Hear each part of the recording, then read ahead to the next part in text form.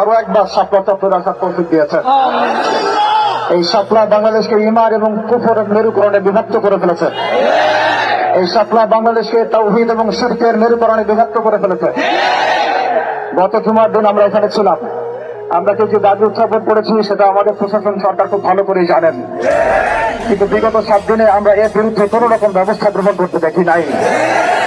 আমরা এখানে তথাকথিত কোনো গণতান্ত্রিক আন্দোলন করতে আসি নাই। আমরা এখানে কোনো ইলেকশন করতে আসি নাই। আমরা এখানে নতুন কোনো রাজনৈতিক দল ঘোষণা করতে আসি নাই।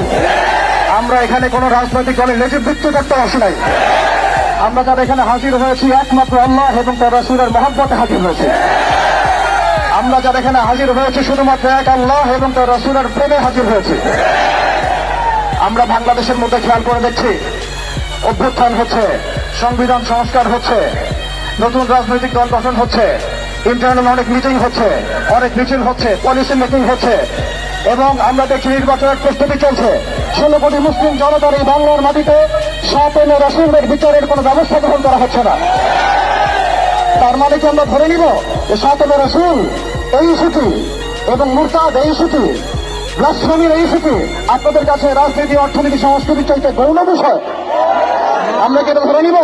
রাসূলুল্লাহ সাল্লাল্লাহু আলাইহি ওয়াসাল্লামের শানের খেলাফ কথা বলা, তার বিরুদ্ধে বক্তব্য দেওয়া, লিখনি স্থাপন করা এবং তার বিরুদ্ধে অবস্থান নেওয়া, এটা আপনাদের রাজনীতি, অর্থনীতি, শিক্ষা, সংস্কৃতির চেয়ে বেশি গুরুত্বপূর্ণ? যদি এটা আপনারা প্রচার করতে চান এবং এটা প্রমাণ করতে চান, তাহলে বাংলার তাওহীদি জনতা কিন্তু চুপ করে বসে থাকবে না। আরেকটা বিষয় আমি স্পষ্ট করতে চাই, সেটা হচ্ছে বাংলাদেশে কেউ হিন্দু হোক আমাদের কোন আপত্তি আছে? কেউ বৌদ্ধ হলে আমাদের কোন আপত্তি আছে? কেউ খ্রিস্টান ধর্মাবলম্বী হলে আমাদের কোন আপত্তি আছে? কেউ যদি নাস্তিক হয়ে যায় আমাদের কোন আপত্তি নাই। কিন্তু নাস্তিকতার দোহাই দিয়ে সেই লেভেলকে ব্যবহার করে যখন আপনি আল্লাহ এবং তার রাসূলের শানে কটূক্তি করবেন, আমাদের আপত্তি তখনই আমরা ঘরে চুপ করে বসে থাকবো না ইনশাআল্লাহ। আপনি নাস্তিক হয়ে জাহান্নামে যান, আমাদের কোন আপত্তি নাই। কিন্তু নাস্তিকতার আদলে আপনি মুসলিমদের সেন্টিমেন্টকে আঘাত করতে পারেন না। আপনি কোন ধর্মের তাবেদার হয়ে ইসলাম ধর্মকে কটূক্তি করতে পারেন না। আপনি ইসলাম ধর্মের এবং তাওহীদি জনতার সেন্টিমেন্টে আঘাত করতে পারেন না। আমরা নবী সাল্লাল্লাহু আলাইহি ওয়াসাল্লামের স্পষ্ট হাদিস শুনিয়েছিলাম, আপনাদের সবার মনে আছে, মান সাব্বা নাবিয়ান ফাকরা, মান সাব্বা নাবিয়ান, মান সাব্বা নাবিয়ান। এখন আপনারা সবাই জানেন এই দায়িত্ব কার উপর বর্তায়? এই দায়িত্ব বর্তায় আমাদের সরকারের উপরে। সরকার মুসলিম হোক, অমুসলিম হোক, ইন্টারিম হোক অথবা দলীয় সরকার হোক, যে কোনো সরকারই হোক না কেন, তার উপরে দায়িত্ব বর্তায় তারা যেন শাপলা রাসূলের বিচার করেন, তারা যেন আল্লাহ তৌহিদের বিচার করেন, তারা যেন ইসলাম বিদ্বেষীদের বিচার করেন, তারা যেন ইসলাম ধর্মীয় যারা ছড়ায় তাদের বিচার করেন। কিন্তু এখন পর্যন্ত আমরা তাদেরকে মামলা দিতে পর্যন্ত দেখি নাই। আমাদের ভাইয়েরা থানায় থানায় ঘুরেছেন, মামলা নেওয়া হয় নাই। এই তথাকথিত গণতান্ত্রিক আইনের এবং এই তাগুতি সিস্টেমের মার পেছে শাপলা রাসূলের মতো স্পর্শকাতর ইস্যুতে মামলা দেওয়া হচ্ছে না। তাহলে কি আমরা এটা প্রমাণ করেছেন আপনারা তাহলে যে তাগুতি বিধান কখনোই সাম্য এবং ইনসাফ কায়েম করতে পারে না? আপনারা নিজেরাই প্রমাণ করেছেন যে তাগুতি বিধান এবং মানব রচিত সংবিধানগুলো, আইনগুলো কখনো মুসলিমদের সেন্টিমেন্টের পক্ষে আসতে পারে না। তারা কখনো শাপলা রাসূলের পর্যন্ত বিচার করতে পারে না। তারা আল্লাহ তাওহীদের বিচার করতে পারে না। তারা ইসলাম বিদ্বেষীদের কোনো বিচার করতে পারে না।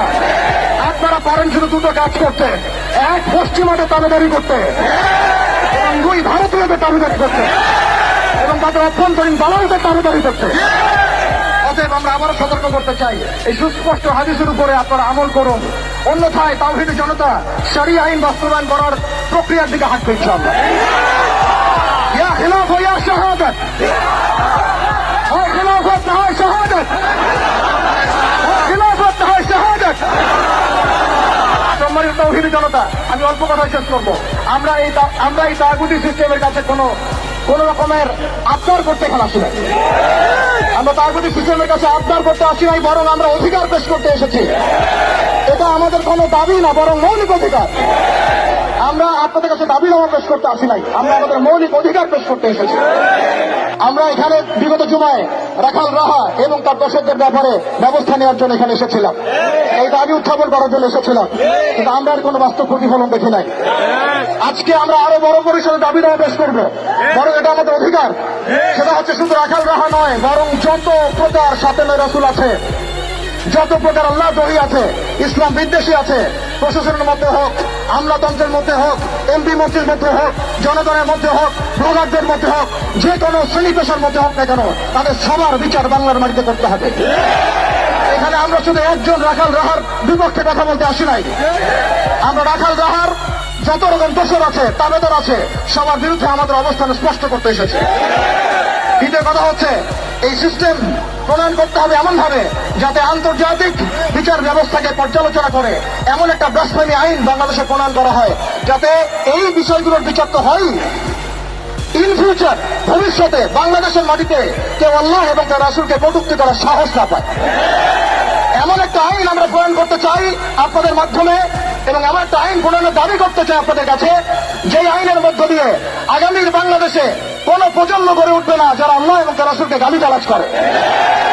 আমরা জানি আপনারা শরিয়া কায়েম করতে পারবেন না, আমরা জানি আপনারা ইমারত কায়েম করতে পারবেন না, আমরা জানি যে আপনারা আল্লাহর বিধানকে আল্লাহর জমিনে বাস্তবায়ন করার ক্ষমতা রাখেন না, কিন্তু অন্তত স্বাধীনদের বিচারের আইনটা বাস্তবায়ন করে নিজেদের ইমান এবং মুসলিমত্বের ন্যূনতম পরিচয়টুকু দেন।